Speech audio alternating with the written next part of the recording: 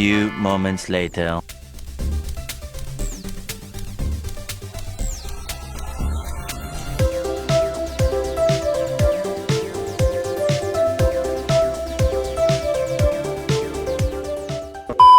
Hello guys, what's up? It's me again, Lovey, and welcome to another video. And today's video is gonna be cooking pancit bihon. Sorry, this is a Filipino favorite, so I'm gonna show you ingredients.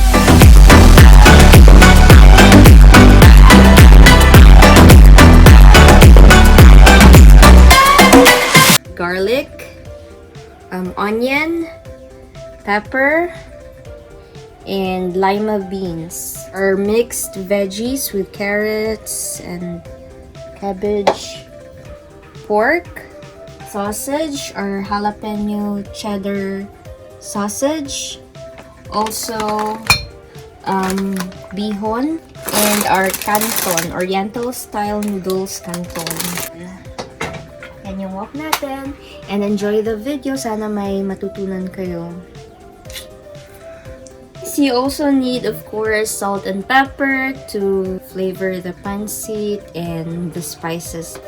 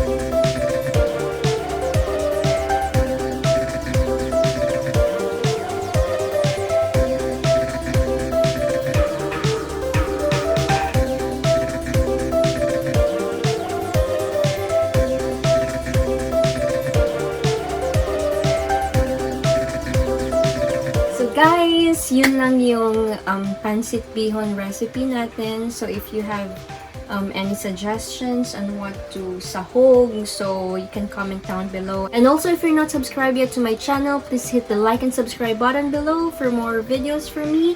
And thank you so much, guys, and thank you for watching. Bye! So guys, eto na yung pancit bihon. Yung cameraman, come here.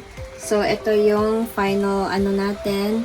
This will serve for 11 to 15 people. Depende sa appetite nyo, guys. So, thank you guys for watching. Bye!